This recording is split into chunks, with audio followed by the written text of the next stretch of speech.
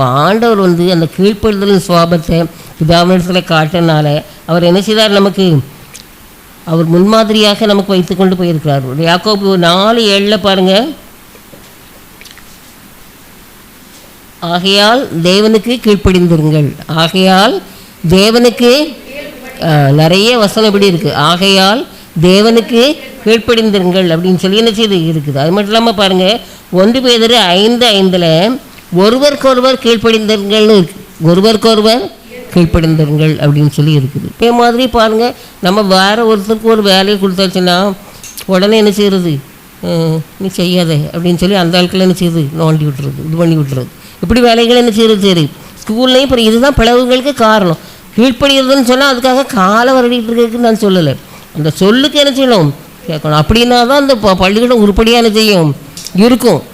எல்லா இடத்துலையும் நம்ம வீடுனாலும் சரி தான், எதுனாலும் சரி தான், சமுதாயம்னாலும் சரி தான், எல்லாமே அப்படி தான் என்ன செய்யும் இருக்கும். அது மட்டும் இல்லாமல் தாழ்மையாக ஆண்டவர் என்ன செய்தார், இருந்தார். தாழ்மையாக இருந்தார். தாழ்மை இப்போ நமக்கு கொஞ்சம் ரொம்ப குறை தான். அப்படி தான் நம்முடைய உடையால், நகையால், பணத்தால், படிப்பால், அழகால் எல்லாத்துலேயும் என்ன வந்துடுது, பெருமை வந்துடுது.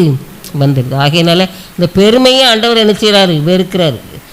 அவருக்கு பாருங்கள், எல்லாம் பெருமைப்பட்டவங்க எல்லாரும் சிறுமைப்பட்டு தான் போனதாக நம்மளாம் பார்க்குறதுக்கு முடியும். பாருங்கள், மரியாள் சொல்லலாம், தாழ்மையானவர்களே என்ன செய்தார், என்ன செய்தார், உயர்த்தினார். தாழ்மையானவர்களை உயர்த்தினார் அப்படின்னு சொல்லி என்ன செய்யிருக்கார், போட்டிருக்காரு. அது மட்டும் இல்லாமல் பாருங்கள், பிலிப்பியர் 2ஆம் அதிகாரம் 8வது வசனத்தில் பாருங்கள்.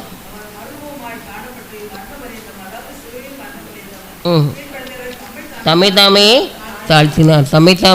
தாழ்த்தினார். அவர் தம்மைத்தாமே என்ன செய்தார், தாழ்த்தினார். இந்த உலகத்தில் உள்ள எல்லா உறவுகளும் போய் தான், எல்லா உறவுகளும் ஒரு குறிப்பிட்ட லிமிட்டுக்கு தான் அன்பு செலுத்துவாங்க.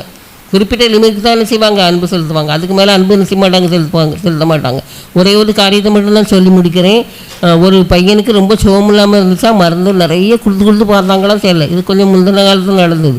அப்போ உடனே அந்த வைத்தியர், கை வைத்தியர், அவர் கை மருந்து கொடுப்பாங்களா, அவங்க சொன்னாங்களாம், இதுக்கு என்ன செய்யணும், ரத்தம் தான் கொடுக்கணும் பார்த்துக்கணுங்க. இந்த ரத்தம் கொடுத்தாச்சுன்னா என்ன செய்யணும், சோமாயிரும். அப்போ என்ன செய்யணும்னு சொன்னால், அந்த பையனுடைய உறவினர்கள், ஒன்று அப்பா இல்லைன்னா அம்மா இல்லைன்னா கூட பிறந்த பிறப்புகள் யாராவது இருந்தாலும் இந்த விரலை நான் சரி ஒரு துணி சுற்றி அதில் தீயனை செஞ்சுருவேன், கொளுத்திடுவேன். அதிலேருந்து அந்த சதை உருகி என்ன செய்யும், ஒரு மருந்தில் விழும். அந்த மருந்தை கொடுத்தா என்ன செய்கிறோம், சோமாயிரும்னு சொன்னாங்க. அது வரைக்கும் நான் என் மகனுக்காக உயிரை கொடுப்பேன், அதை கொடுப்பேன், இதை கொடுப்பேன்னு சொன்னவங்க எல்லாரும் என்ன செய்வோம், ஐயோ அப்படியாரு கொடுப்பான், அப்படிலாம் ஒன்று அவனுக்கு ஜோமாக வேண்டாம்னு சொல்லி என்ன செய்தாங்க, முடிச்சிட்டாங்க. இதுதான் உலகம். பாருங்கள், அன்புங்கிறது நேரடியாக நமக்கு தெரிகிற மாதிரி இருக்கும். அந்த உள்ள கிடக்கையில் உள்ள அன்பு எப்படி மாயமுள்ள அன்பாக தானே இருக்கும். ஆண்டவர் சொல்கிறாரு, உங்களுடைய அன்பு எப்படி இருக்கணும், மாயமற்றதாக இருப்பதாக அப்படி சொல்கிறார். அருமையானவர்களே, அப்படின்னாலே நம்ம ஆண்டவர் மூலமாக எதெல்லாம் நிறைய காரியங்கள் இருக்குது. ஆண்டோட தேவ சித்தத்தை நிறைவேற்றுகளாக காணப்படணும். அடுத்தது அவருக்கு கீழ்ப்படுகிறவர்களாக இருக்கணும். தாழ்மை உள்ளவர்களாக நம்ம என்ன செய்யணும், இருக்கணும்.